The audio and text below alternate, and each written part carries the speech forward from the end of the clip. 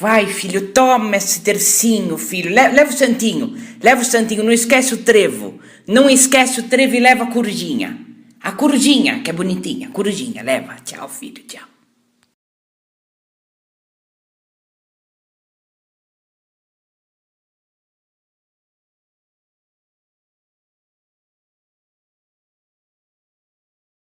Oi, pessoal, tudo bem? Eu vou falar hoje do moço inteligente, que é o moço ele chama Edmond Halley. Ele nasceu em 1656 e morreu em 1742.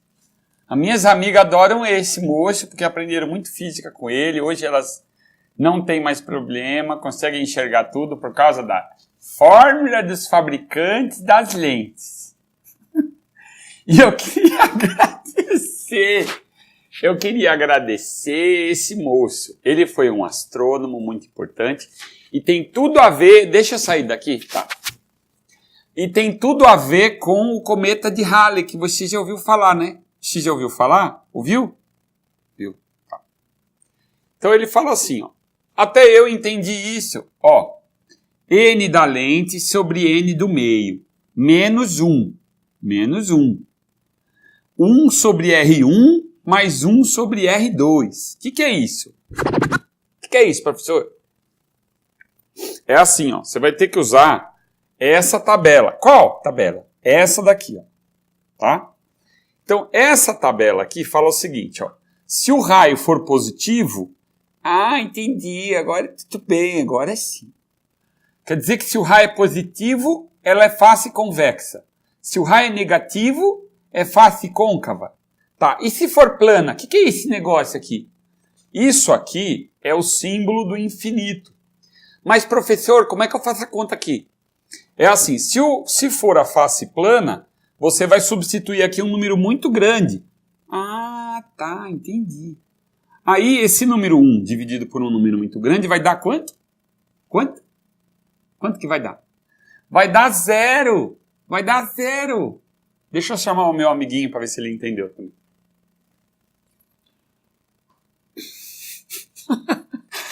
Você entendeu?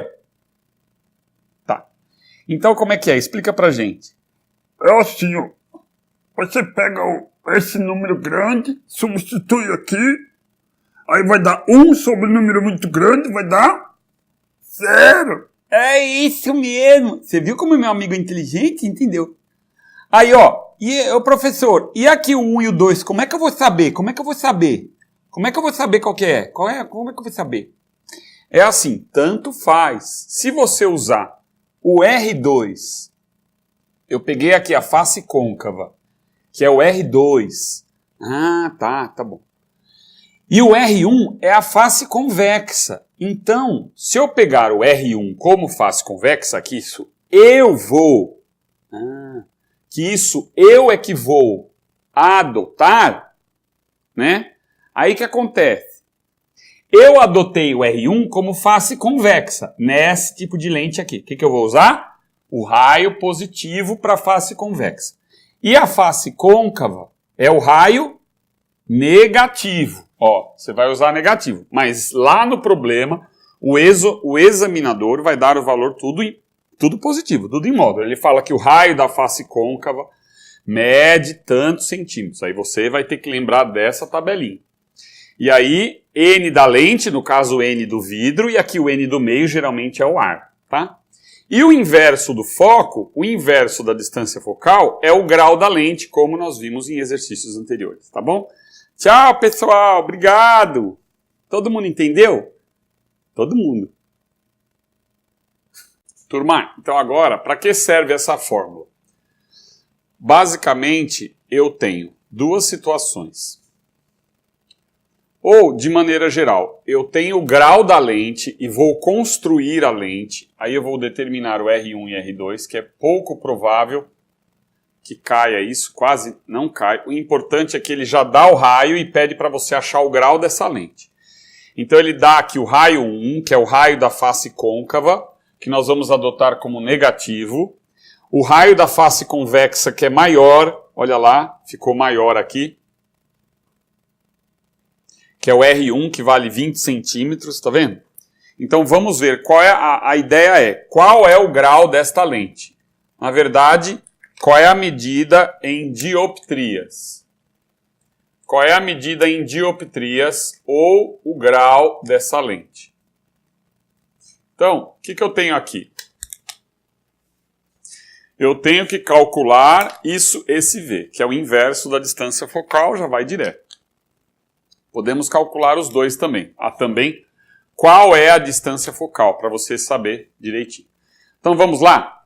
O N da lente, o índice de refração da lente, sendo que essa lente será feita de vidro, é um índice aproximadamente igual a 2. Utiliza-se geralmente 1,9, mas eu vou colocar 2 para facilitar o cálculo, tá?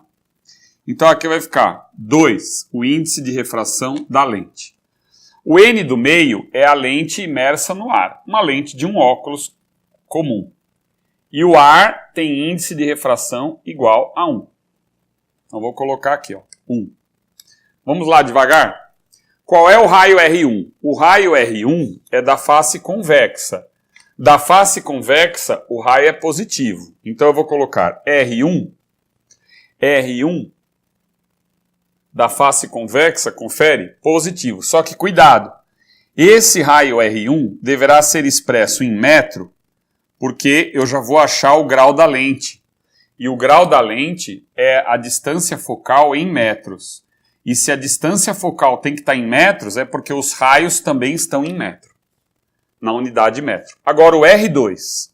O R2 não é da face côncava. Repare aqui, raio negativo. Então nós vamos colocar aqui menos 0,1. Menos 0,1. Menos com mais dá menos. Então eu já coloco aqui, menos, que é o menos 1 sobre 0,1. Tá? Eu vou agora apagar aqui. Nós vamos fazer essa conta aí para achar o grau da lente e vou achar também a distância focal para vocês. Então veja bem. Você repare que memorizar essa tabela é importantíssimo, né? Tá dando reflexo?